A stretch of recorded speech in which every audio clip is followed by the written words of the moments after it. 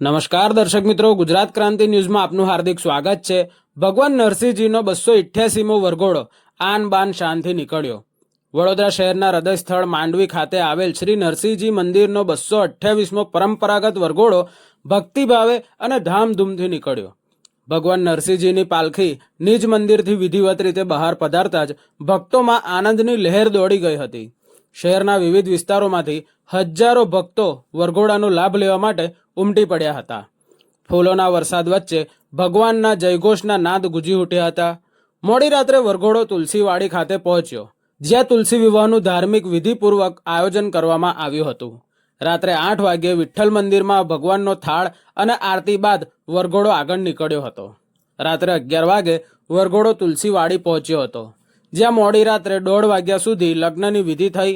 2 વાગ્યે પરત આવવા વરઘોડો પ્રસ્થાન કર્યો, જે સવારે 5 વાગે નરસિંહજીની પોળની બહાર દરબાર બેન્ડના ખાંચા સુધી આવ્યો।